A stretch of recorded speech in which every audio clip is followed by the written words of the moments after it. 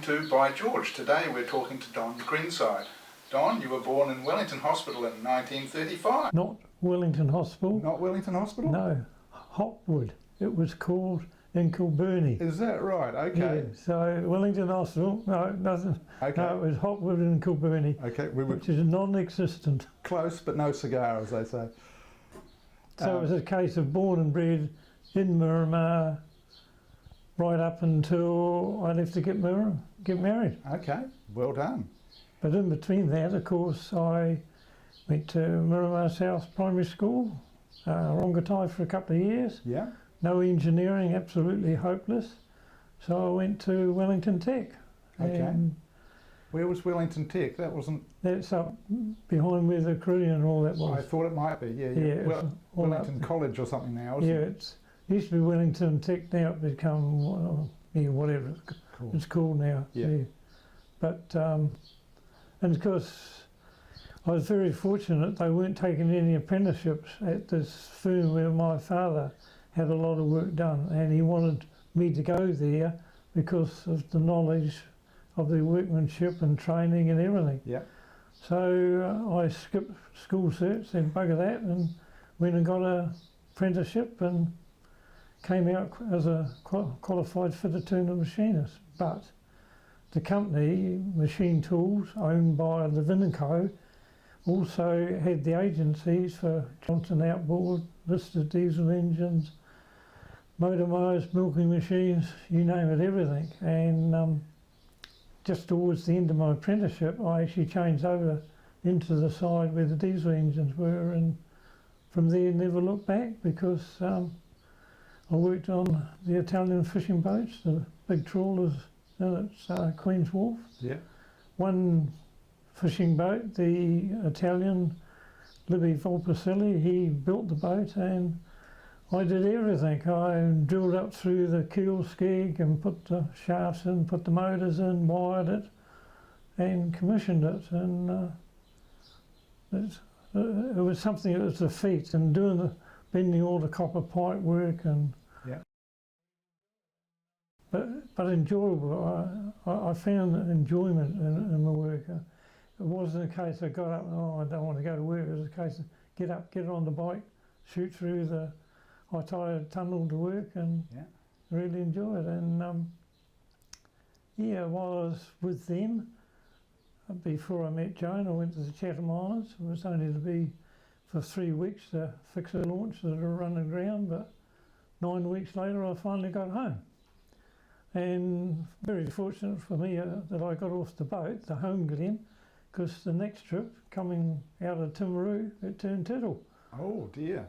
And sank. And so... Lucky you weren't on that one. Lucky, very lucky, but... well, it was obviously, you were obviously well paid because you managed to buy yourself a fairly new MGTD. Did right. I had the choice of two, a red and the green. I took the green for a run, and I took the red for a run, and I come back and I said, no, I'll have the red one. Here's your £500. And I drove it from Ekatahoona all the way home. And when Mum and Dad come back from the holiday, they said, where's your car? I said, there, it's there. And of course, shock of the life. Where's all your money gone? I said, in the car. So, and of course I... And whether it was £500, that was what, a year's income or something in those days, was it? I think it was more. I know I'd been saving a long time, and I'd been doing odd jobs, but and then of course one thing led to another. I sold it and got the TF 1500, the cream one. I sold that. I bought the Triumph Herald. We went on our honeymoon of that. So sold that. You had the TF 1500. Oh yeah, TF 1500, and then the. You saw that down in Christchurch at one stage too. Did right. It was in the car sales, MG car sales in Brabham Street in Christchurch, and I got talking to the sales, well, not the guy that was selling, another salesman, and asked a question. He went in and got the ownership papers, and sure enough, there was my name. And anyway, he organised that I could go for a ride, but I actually drove it. and brought it back to Salmon, and the old chap had paid 46,000. Got it. Yep. I wish I kept it. Yes. But you actually sold that and bought the ex-Sterling Moss Lone Triumph Herald. Yeah, they had 4 come in for the 60-61 Grand Prix season, and there was a red, a blue, a white, and I can't remember the other colour, but I remember there were just 4 only, and I found out through Murray Motors, which were the agents, that Sterling Moss had actually used that for the Grand Prix season while he was here in New Zealand. It's quite a good bit of history for a Triumph Herald convertible, isn't it? Yeah, it is. And of course, as I showed you just recently, we had a monkey. Well, it's a chimp actually.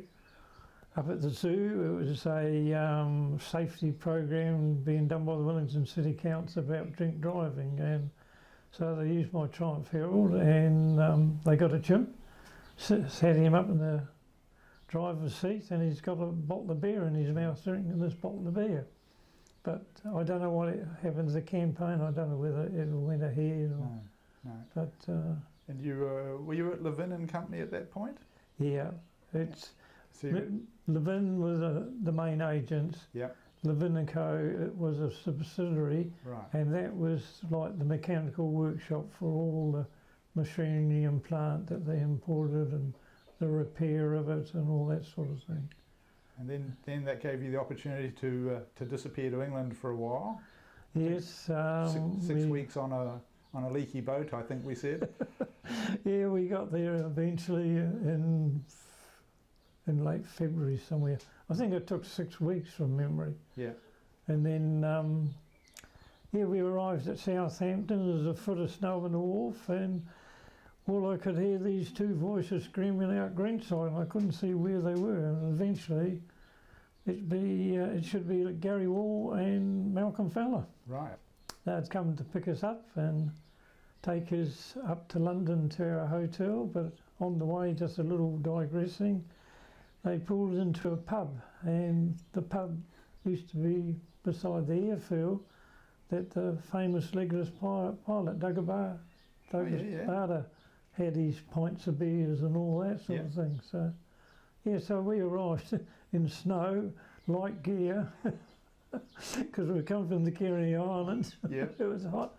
But we stayed at the Cumberland for about a week and had a look around. Then I went to Diesel Works, and we got in touch with car club people, and found there was a car club, the closest one amongst the list of clubs was 80 miles each way.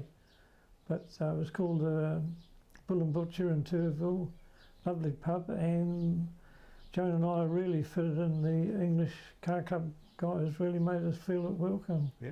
And that was there. So, and then of course went to race meetings, then got to Silverstone. To cut a long story short, I got a job as a mechanic for Reg Parnell's son Tim, and I had 24 hours to pack up all our gear, pick up the truck, the cars, and be at Dover 11 o'clock at night. And so for two nights up and down the country, shifting all our belongings, and we sailed for Ostend. And then that's where we picked up another driver, Andre Paulette. He's quite a well-known driver, but he's quite a bit older than the rest of the drivers, and but he's still a very good driver. So, and then from there on, we with Reg Parnell, and as I said, went all around the English race tracks, on the continent, Siltwick, down there in Sicily, up to Denmark and Karlskoga. And on one of our trips, we were in Sweden when the Great Train Robbery took place. Okay, yes. Yeah, that was quite interesting. When we finally got back to Dover, they wanted to go through the wagon. We had stuff everywhere and all the tools and gear. They wanted to look in all the boxes, and because what we found out later, there were a lot of people being smuggled, and what they do, they'll hide the jewellery in bags and put the hubcaps over the top of them to cover them up so they couldn't see where the jewellery was. But somebody must have given somebody a warning, because one wagon, they took the mattress out and cut it open, and here was all this jewellery, gold rings and all sorts.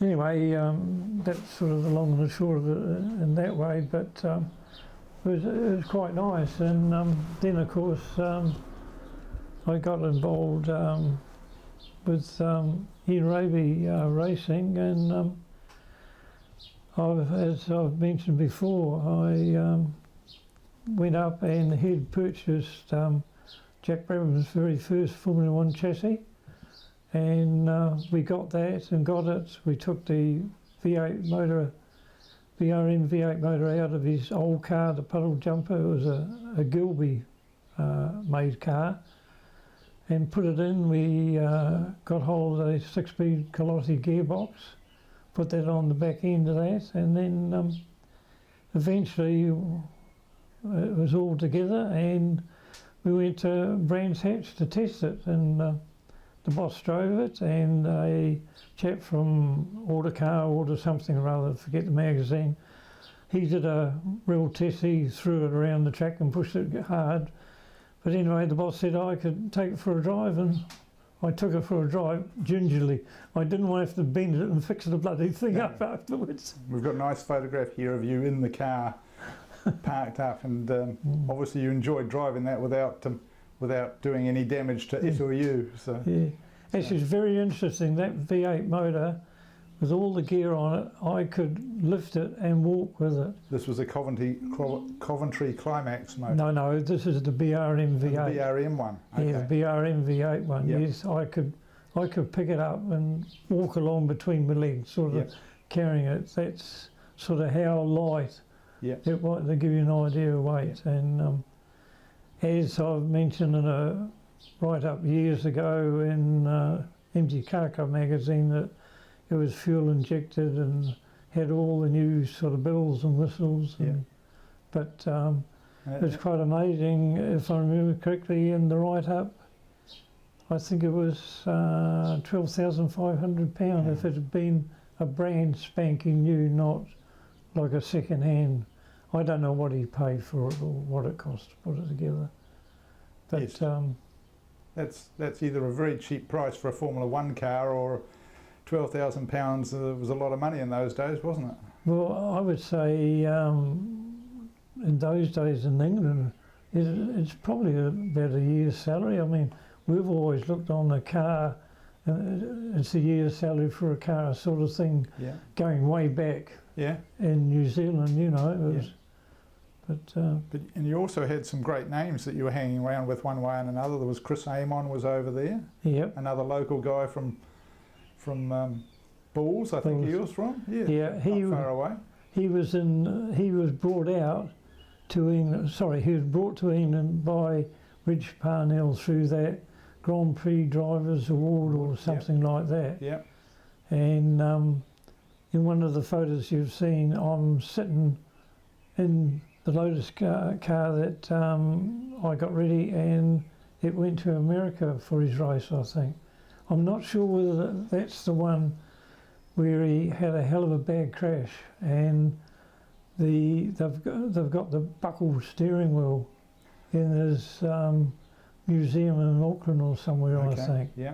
Yeah, they've got a photo of it. Well, Sterling Moss was about that time, and there's another photograph of him when he at Goodwood, when he impaled himself on the steering wheel too. So it was fairly dangerous times. But you ran into Moss every so often too, I believe. Yeah, well, we met him at Nürburgring, and he was there giving a speech to the people and that. But also when we was at Siltwick in Austria, that's where Herman Lang was there and drove the big 6-litre Mercedes. I forget what the number is. He was there. His mechanic was there, and the German mechanic spoke pretty good English, so it was quite good to converse with him. Yeah. Now, at that point, were you with Parnell's or Ian Radley? No, I was with Ian Rady. Rady, so, yeah. Oh, sorry. I was with, sorry, go back. I was with Reg's son, Tim. Tim Parnell. Yeah. It was after I left them that I got involved. But no, I was there with Tim Parnell when we were on the continent and all that. Well, you had a bit of fun at Monza too, didn't you? I should not talk about it. The Italians are famous for being passionate about their motorsport. Yeah. Oh, yeah. Well, when the Grand Prix was all over and that, it was pack-up time and everything. And when we tried to get out and get in the queues of traffic, it was dynamite. And I followed, there was a car in front of me decided to go along the footpath. So I thought, if he's going to do that, I wonder if I can get away with it. So for about 3 or 4 miles, we drove along the footpath. But my only problem was, on the way, there was a guy on a push bike and I knocked him into the little creek down below.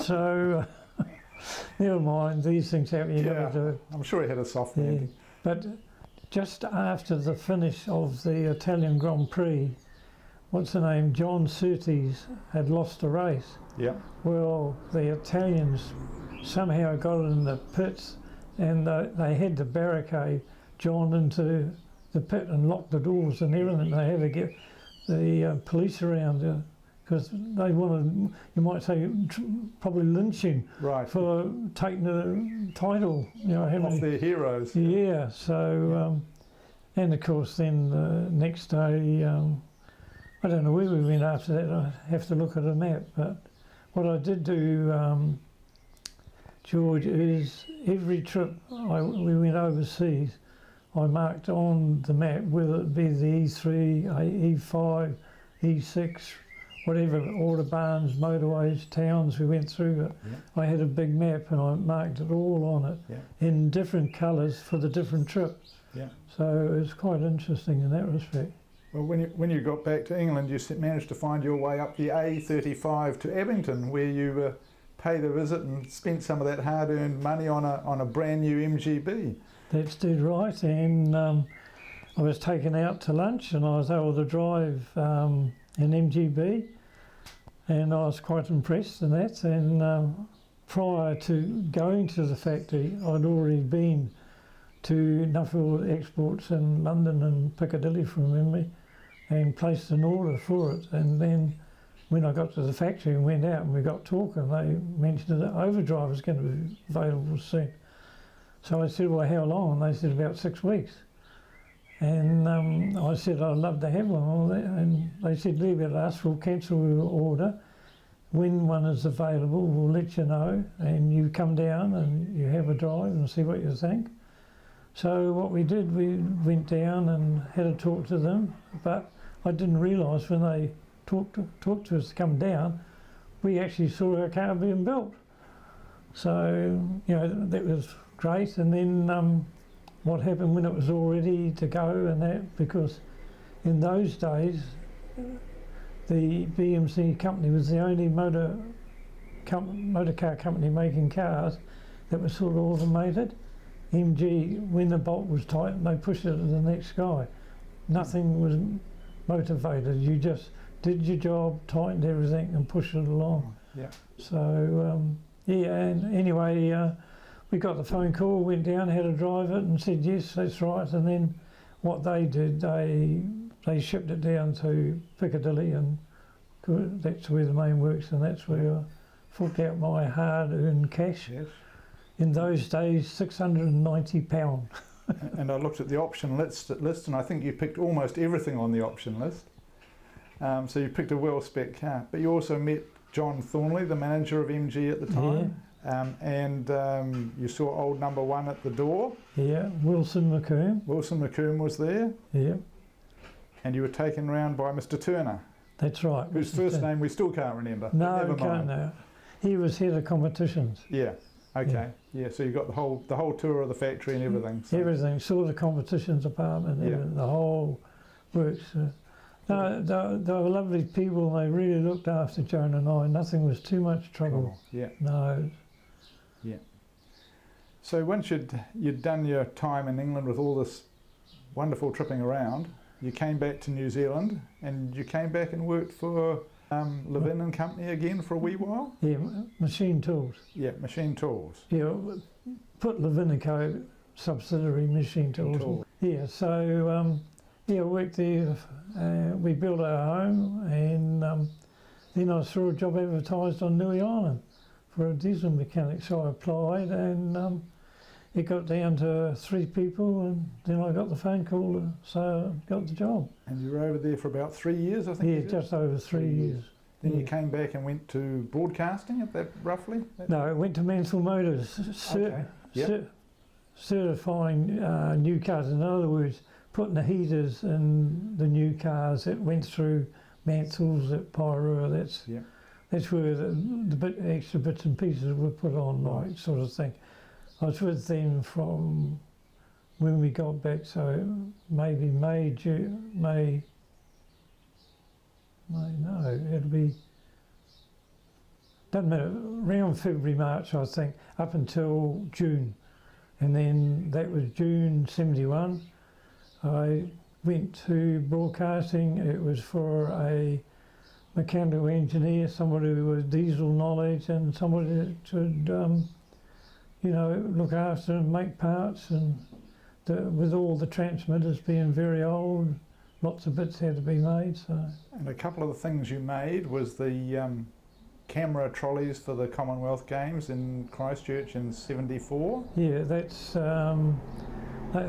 what they call a low-ped dolly. It was, like you said, it's a trolley, but it's got a seat in the camera, like a seat one end, the camera at the other end, and that was fully 360 degrees. Yep. It could turn around, and that was beside the swimming pool at the games, '74. And then later on, I did the what they call the animation machine for the Goodnight Kiwi. Yeah, Goodnight for the Goodnight Kiwi. But that machine also did a very good series on the West Coast about early settlers and that. And you met David Hector, who we've done another video on at broadcasting. Yeah, oh yes. It's funny that he should be in broadcast. The first time I met him, I said, "Oh, yeah, you know, where do you work?" And, "Oh, do you?" Because well, you'd known him before through the car club, I suppose, had you? Or yeah, I would have known him well before, but not knowing. Well, I don't go and where do you work? What do you do? No, true. So yeah, it would have been early days of the car club and all that, I'm sure. And I would say before I went overseas. Yeah. But and from time to time they had the odd meet up work-wise, you know, sort of thing like that. You did a few hill climbs and a few sprints in the TD or the TF? In both actually. Both, yeah. But the TD is the one, well, like I can prove I've got a certificate. Yes. Of the TF just before it unfortunately touched something on one of the hill climbs. Yeah, the TD was all right. It was the other one was it was the TF 1500 that I went up. In those days, it was called the Gear Homestead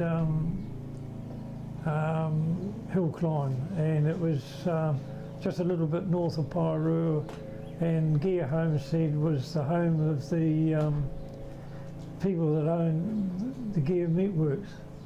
Casting. Well, you were made redundant technically from broadcasting. Yeah, I was made redundant, and basically I was back on a contract sort of 24 hours later. But mind you, I was fortunate that I was asked back, come back on contract, and so that's what I did. And I contracted back to them doing the normal work, installing the plants, repairing them, annual maintenance, all that sort of work like that. Yeah. And you did that till you retired? Yeah, till I retired, yeah.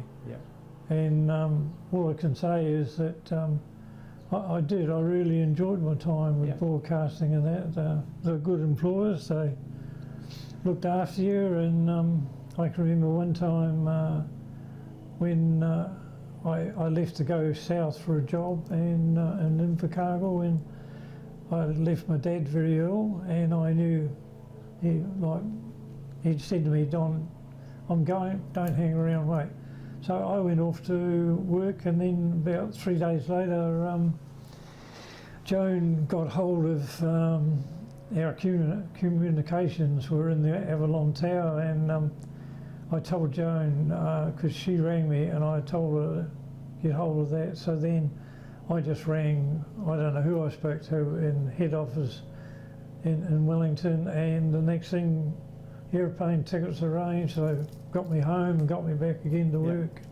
They really looked after me. And no, I enjoyed my time there at broadcasting. But you've had quite a long and successful life. You've worked with some of the great names in motor racing, and some of the great names in broadcasting, dare I say it.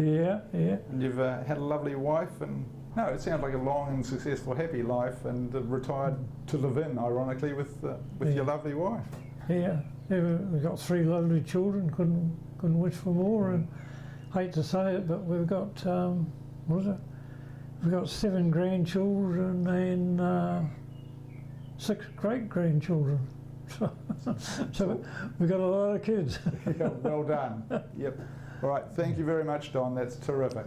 My pleasure. I hope somebody gets some enjoyment from it, or even the odd laugh. I'm sure we will. Thank you very much.